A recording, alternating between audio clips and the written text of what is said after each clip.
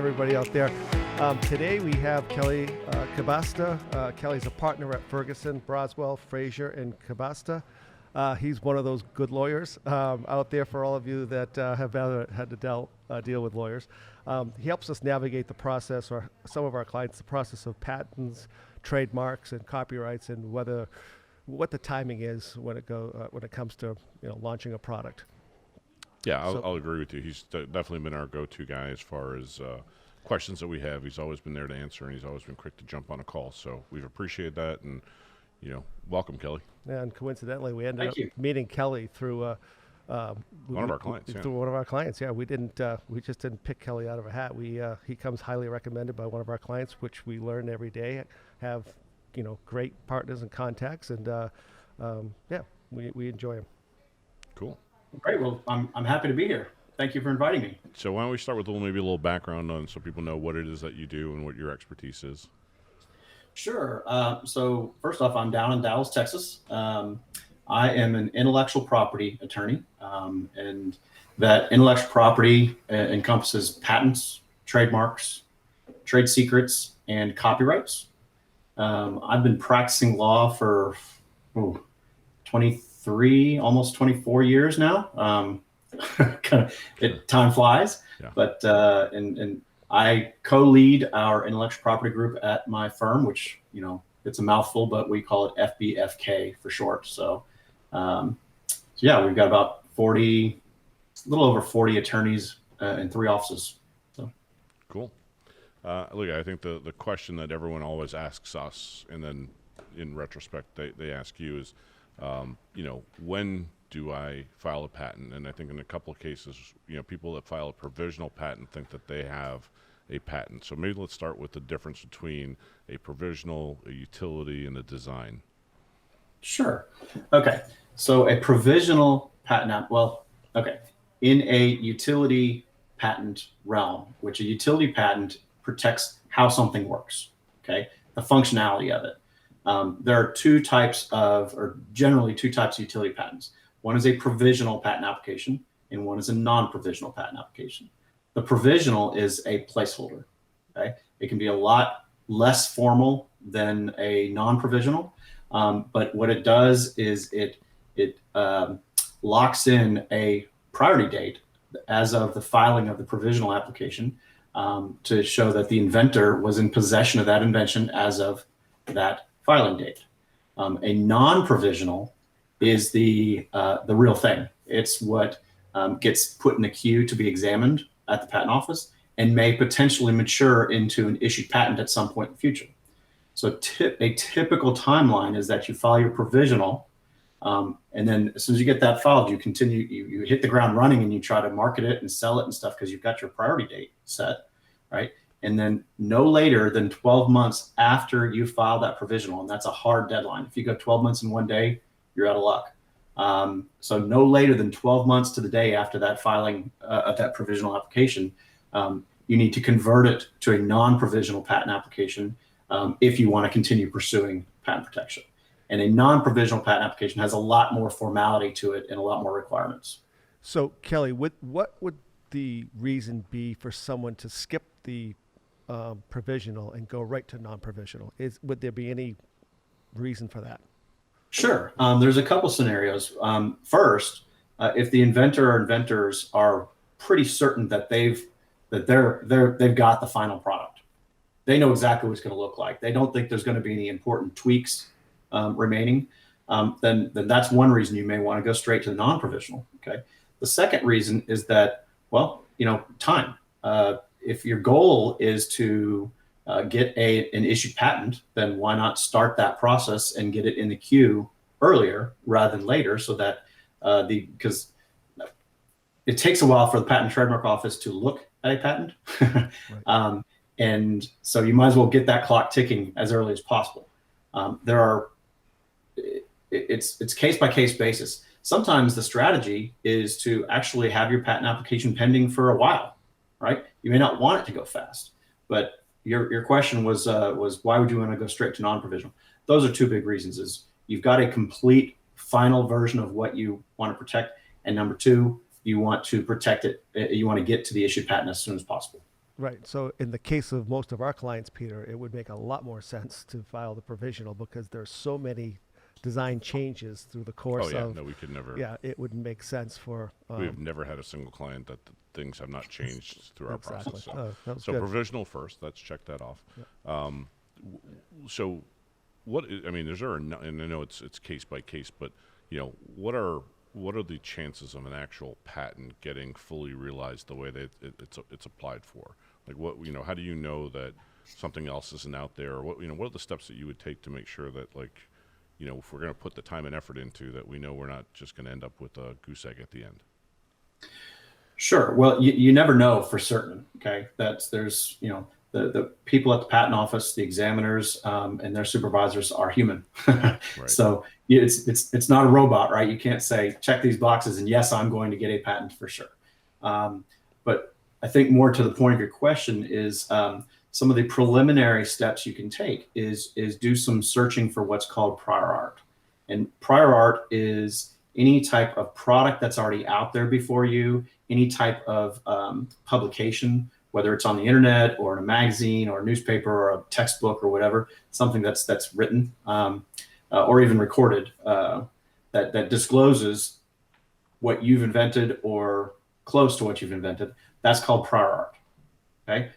And so what you want to do early on, before you go to the time and expense of preparing and filing the patent application, is to kind of do a search of the landscape to see, is there prior art there that's just going to be just going to, it's a dead on for what you're doing. And if that's the case, and you don't have any improvements to what's out there, well, maybe you look for a different form of protection than patent.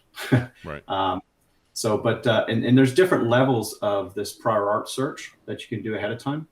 It can be as simple as your clients, you're kind of going on to Google Patents. That's my search engine of choice. And it's patents.google.com. It's keyword searchable. It's very easy. Anybody can use it. And so it can be as simple as your inventors. I'm sorry, the dogs are. Yeah. It's got to happen. Of course, it's a podcast. This is pandemic life here. Yeah, exactly. That's a good point. I would like to say that they're going to stop, but I'm not sure they will. I don't think the dog's choice is Google. I think he has another search engine. Yeah, I think you're right. I think you're right. So the inventor themselves can search patents.google.com. Okay. The next step up would be an attorney like myself, right, doing a search, because we can probably do a better search, a more focused search than the inventors. And the next step beyond that is a more comprehensive search that we actually pass through to a third-party professional search service, where they're former patent examiners and they're really good at this searching. So, but that's one of the first things you can do before deciding to kick off the patent application process. Well, that's a good segue to the next question, and that's again, we've spoken to 5,000 people over five years, so we get all kinds of questions. People come to us and say, "Yeah, I went on Zoom, LegalZoom, and I took care of all that." Like, what's the difference between going to a LegalZoom and hiring someone like yourself? Well, it's a touchy subject for me. I don't want to get in trouble, but I'm not a fan of LegalZoom. Let's just leave it at that. Okay.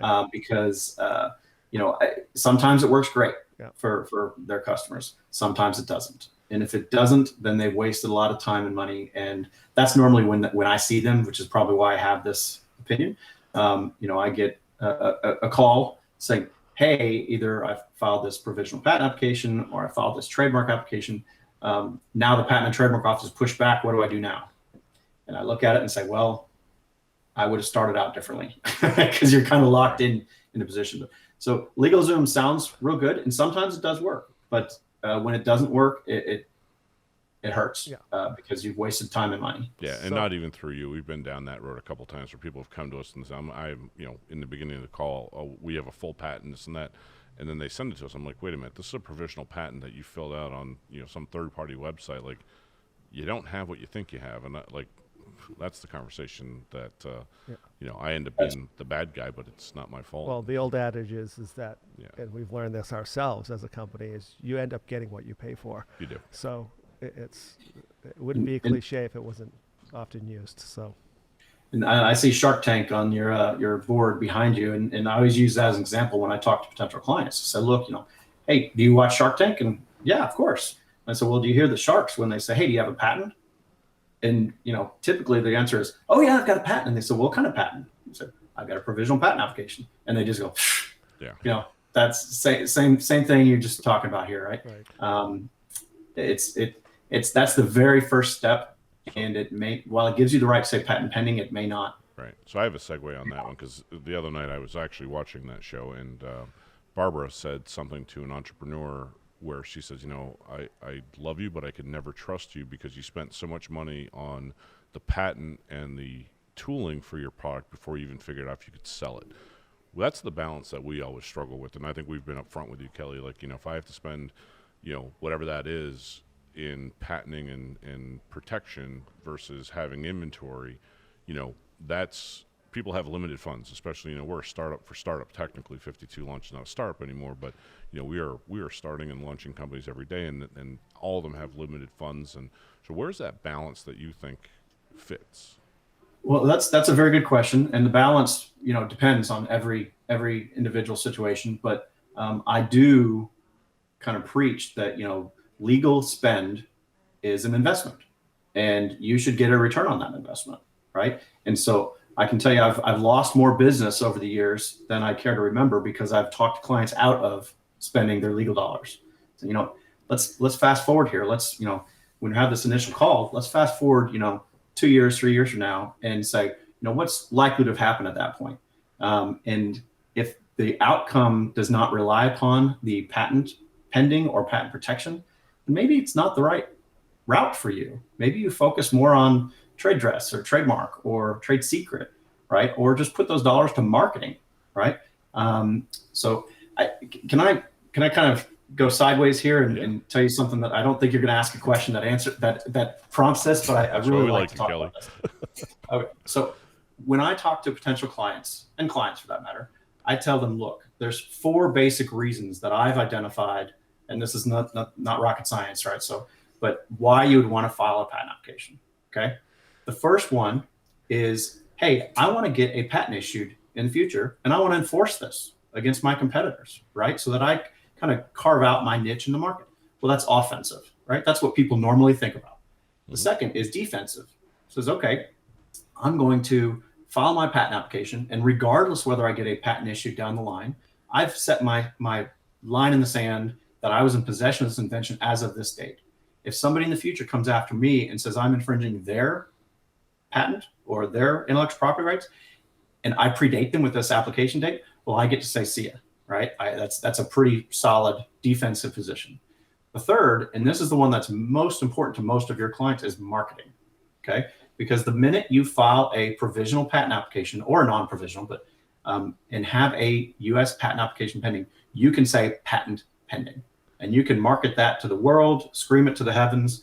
I'm patent pending, I'm innovative, I'm the original, the best. Okay, so marketing, that's a big issue. And that goes back into what we were talking earlier about. Sometimes you want the patent application process to stretch out, right? Because you get to say patent pending for longer, right? And the final is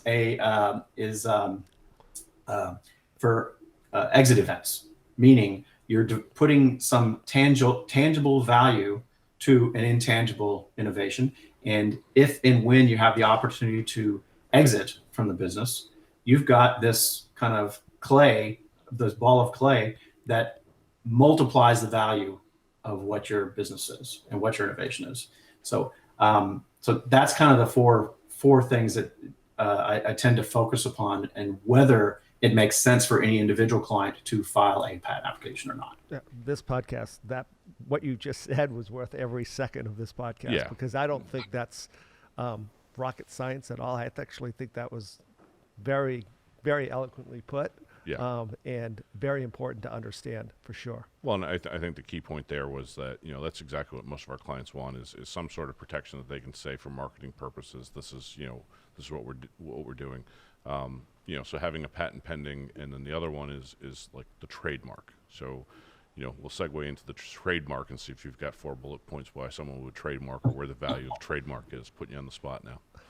Well, let me get on my whiteboard here and put on my professor. No, I don't have the 4 points for you, but no, trademarks. It's a little different because number one, there's not as big of a time crunch as there is with patent applications. And by the way, just to put a bow on the patent application process, we didn't touch upon this. Yeah. If you are disclosing or selling or offering to sell your innovation, the clock is ticking. If you go past 12 months is the drop dead before getting a patent application on file, then you're no longer eligible for patent protection. So there is a clock associated with patent applications. With trademarks, not so much. Okay, mm-hmm. With trademarks, number one, if you're using the trademark in commerce, you're already starting to develop trademark rights, even if you haven't filed an application. Okay, now it makes sense to file a trademark application as soon as possible, because by just using it in commerce, you're developing rights in the geographic region where you're using it. Whereas if you file a U.S. trademark application, you immediately get constructive nationwide use and priority across the United States. Okay. But what you want to do with the trademark is do a little searching to see, we've run into this with a few of your guys where, I do some quick searching for the client and say, hey, are you aware of this third party out there that's using something very similar for very similar goods and services? So that's one of the first steps you want to do, is just do a little bit, at least a preliminary clearance on the trademark. Yeah, so I'm just going to add a little segue for our snippet there, because 99% of the clients come to us with some sort of original name that they want. And, I keep telling them, 2-word names have been gone on the .com since like the late 90s, and so the names that come in by the client, this is an extremely important part of what we do, and that's try and find a clean URL, the clean, hashtag, not hashtag, if it's on Facebook, Twitter, and Instagram, you can't use it. If it's on TikTok, you can't use it. We need a clean name that no one's used or thought up of on that, and that's generally been our search if it's not out there, and then we've turned those over to you. But just in defense, most of them have been our clients because they don't want to let go of a name. Yeah, I mean that's right, and I hate that a lot of times I have to actually tell a client, "Are you aware of this one?" Because that's a big roadblock for you, and they and they have to go back to the drawing board sometimes. But it's better to know now, early on, than after you've started putting your logo on the products, on marketing, on website, and everything else. Which is why it's extremely important that. Everybody has to get some type of legal counsel, because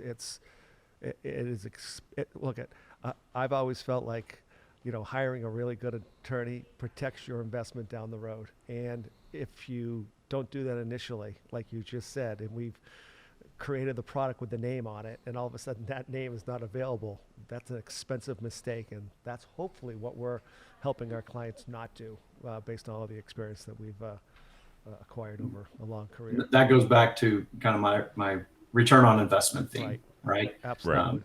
And I get a funny story around my house. My wife in particular calls me the dream killer, because I've got a knack for clients or potential clients calling in and saying, I've got this idea, and I'll do some quick searching and go, oh, you mean this idea that's been done for 20 years? And then, oh man.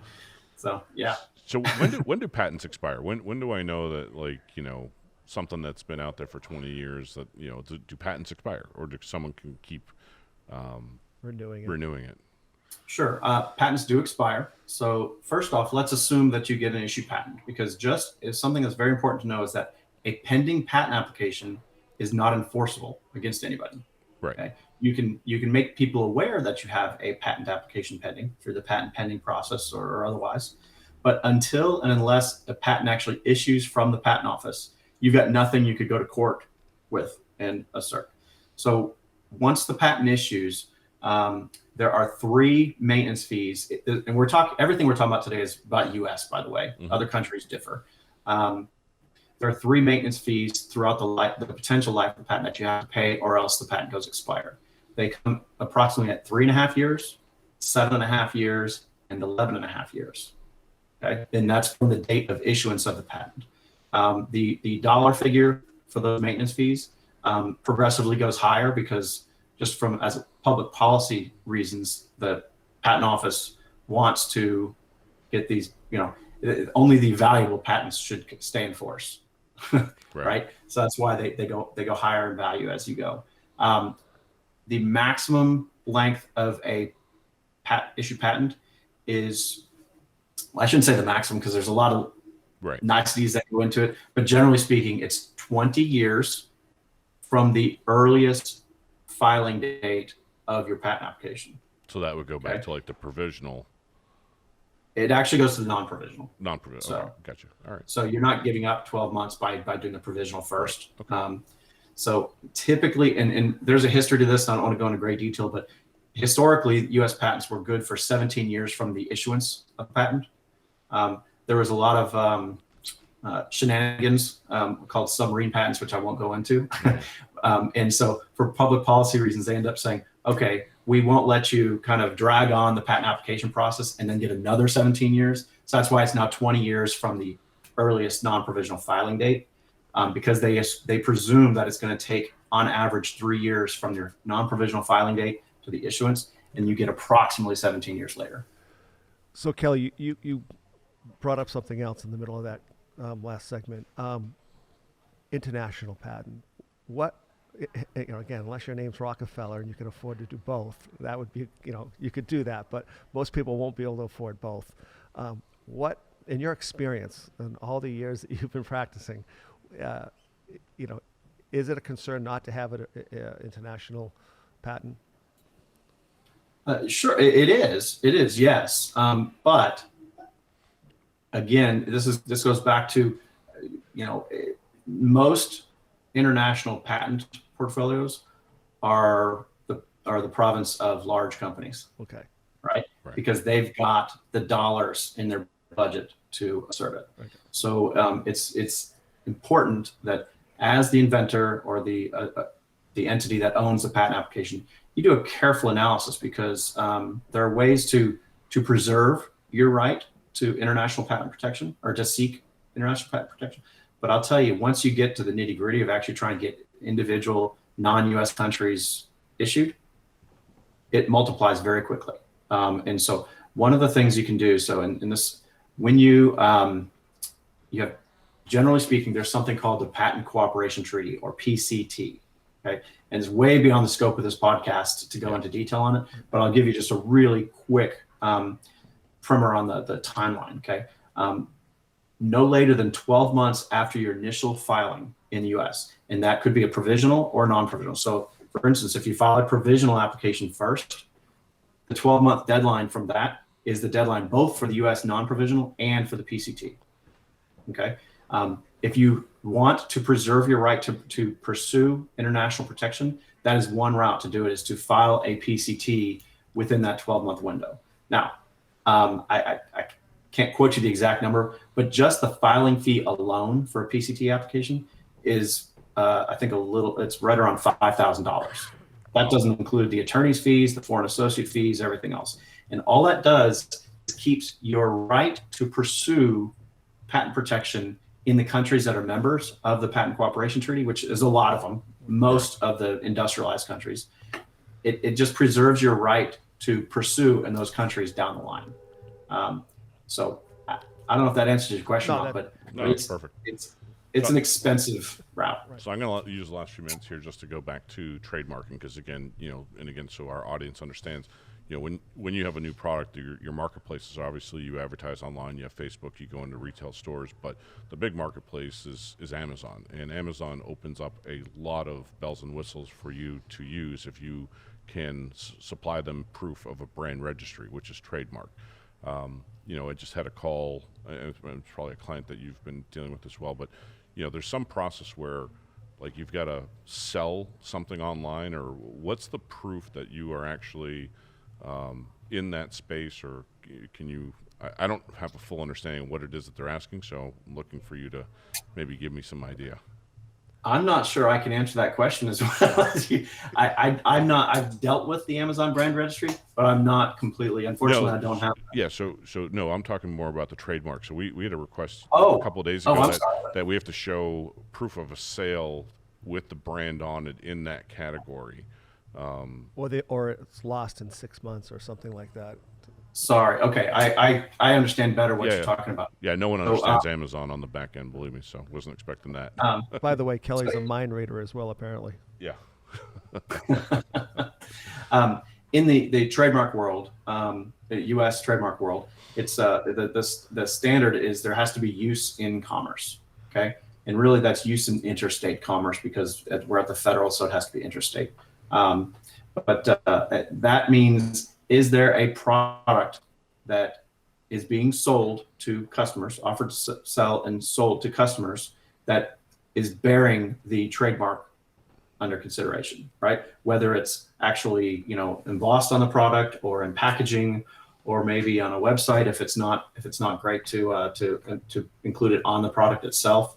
But that's one of the in trying to get a trademark registration. That's one of the last steps you have to do to show to the trademark office where you can get the registration, is that there is use in commerce. And I think that's tied into what you're asking. I'm not sure. yeah. Did I answer your question? I think it's the definition of what proves tied into commerce, because we do have a website, we do have it labeled on that. We just got our first samples, but somehow this client, she's her own lawyer, which might be the issue, but she's saying that we have to prove a sale on somewhere. I thought having the product on a website with the logo bearing the name and all that stuff and the trademark, that would be sufficient. But is there more? I guess So the question is, does letter- there actually have to be a sale? Like, does there have to be someone buys something off the website and that constitute the first sale that allows it to be Or in a considered? retail store? Yeah, does the purchase need to be made? The letter of the law says that it has to be placed into the stream of commerce. Okay. And so, yeah, that means that somebody has to have ordered it and it's in the stream of commerce. Okay. Moving along. That's now in practice, that normally happens the day you put a website up, right? With a buy now link. Correct. Right. So, and it's the specific day that it happens, in the trademark world, normally if you get it down to the month, you're good. Okay. Right. So. Awesome. Well, This was Kelly, great. We appreciate your time. Our audience certainly will, and our future clients will, and hopefully that you've been able to answer some of the questions that our clients ask you, and we'll certainly be broadcasting this podcast probably a lot. Great. Cool. Well, I'm very excited to be here, and I love working with you guys and love working with your clients. So, I thank you for having me. Well, Before we leave, do you want to give a shout out to the dog? What's his name? Her name? I've got two of them. They're miniature Australian Shepherds. One is Blue and one is Maisie. Awesome. Makes Good. All right. Take care. Well, thanks, Kelly. Thank you. Have a great day. Thank you. Bye-bye. Bye-bye.